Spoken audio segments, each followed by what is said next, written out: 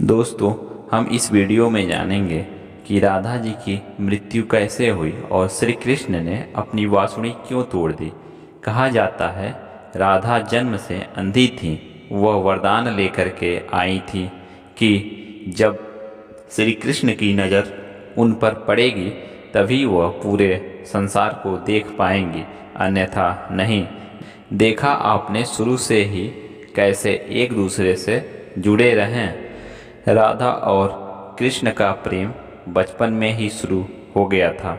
कृष्ण को दो ही चीज़ों से गहरा प्रेम था, एक थी उनकी बांसुरी और दूसरी राधा। वह यमुना के किनारे बैठे घंटों समय बिताया करते थे, लेकिन यह कुछ ही समय के लिए था। जैसे ही उनके मामा कंस को यह पता चला कि कृष्ण वृंदावन में हैं, ने तुरंत युद्ध के लिए मथुरा में निमंत्रण दे दिया, जिससे कृष्ण को यशोदा माँ, पूरे गांव और राधा को छोड़ करके जाना पड़ा। राधा और कृष्ण दोनों पहले से ही जानते थे कि कृष्ण अब वृंदावन में कभी नहीं आएंगे और मिल भी नहीं पाएंगे। इसीलिए मथुरा जाने से पहले राधा ने कृष्ण से दो वचन मांगे। पहला वचन था राधा के हृदय में केवल कान्हा का वास रहेगा। दूसरा वचन मृत्यु से पहले कान्हा के दर्शन होंगे। कृष्ण ने वचन दे दिया, लेकिन कृष्ण को यह भी पता था कि मेरे जाने के बाद राधा विलाप करेंगी। इसीलिए कृष्ण ने भी राधा से वचन लिया कि कृष्ण की याद में राधा को एक भी आंसू नहीं बहाना होगा। यह वचन लेने के बाद कृष्ण मथुरा चले जाते हैं और राधा वृंदावन में रह जाती हैं। मथुरा जाकर के कृष्ण ने कंस का वध किया और अपने माता पिता देवकी और वासुदेव को मुक्त कराया। इसके बाद उन्होंने आगे जाकर के द्वारिका नगरी की स्थापना की। इसीलिए उन्हें द्वारिकाधीश भी कहा जाता है। श्री कृष्ण द्वारिका में रुक्मिणी और सत्यभामा से विवाह करते हैं। साथ ही इनके अलावा 16,108 रानियाँ भी थीं, जिनमें रुक्मिणी इनकी प्रिय रानी थी। आजकल तो भौतिक विवाह को ही सच्चा प्रेम मानते हैं, लेकिन राधा और कृष्ण एक मिसाल हैं जिन्होंने कभी भी विवाह नहीं किया, एक दूसरे से केवल प्रेम किया। एक बार रुक्मिणी ने कृष्ण से बोला, हे प्रभु, राधा में ऐसा क्या है जो आप सोते हुए भी उन्हें याद करते हैं? तो कृष्ण बोले, तुम एक बार राधा से मिल आओ और उनके लिए कुछ लेते भी जाना, तुम्हें खुद ही पता चल जाएगा। इसके बाद रुक्मिणी ने राधा से मिलने के लिए चली गई और साथ में गर्म दूध भी लेकर के जाती हैं। जब वह राधा के महल में जाती हैं तो उन्हें पता चलता है कि राधा कई रातों से कृष्ण का नाम जपते हुए जागती रही हैं और अभी जाकर के उन्हें निद्रा आई है। रुक्मिणी राधा की सखियों से बताती हैं कि उन्हें कृष्ण ने भेजा है।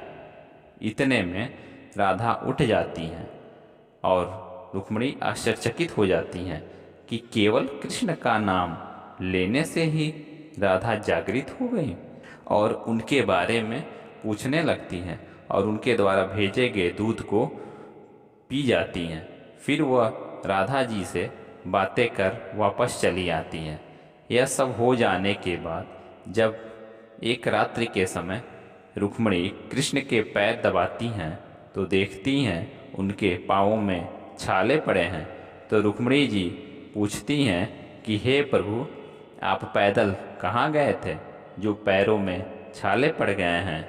तो श्री कृष्ण बोलते हैं कि आपने राधा को गर्म दूध पिलाया था, जो राधा जी ने एक ही बार में पी गईं, जिससे उनके हृदय में छाले पड़ गए और उनके हृदय में हमेशा मेरे चरण कमल विराजमान रहते हैं, जिससे मेरे पैरों में भी छाले पड़ गए हैं।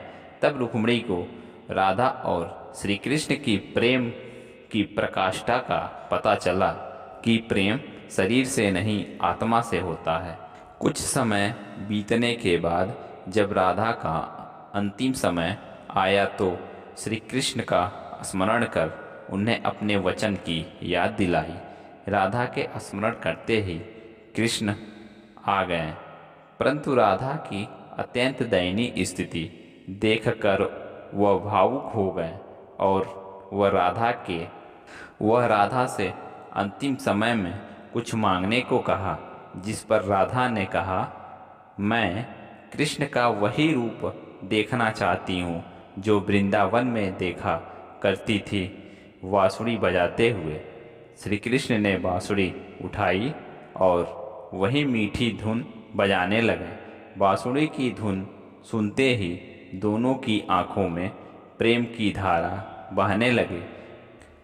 बांसुरी की धुन सुनते सुनते ही राधा जी ने उनके सामने प्राण त्याग दिए, जिसके बाद उनकी मृत्यु से श्री कृष्ण इतने विचलित हो गए कि वह अपनी प्रिय बांसुरी को वहीं तोड़कर फेंक दिया। राधा की मृत्यु के बाद श्री कृष्ण ने बांसुरी से भी मुख मोड़ लिया, क्योंकि बांसुरी और राधा का एक अलग ही नाता था। तो दोस्तों, कैसा लगा आज का वीडियो कमेंट करके बताएं और जाते जाते चैनल को सब्सक्राइब करते भी जाएं।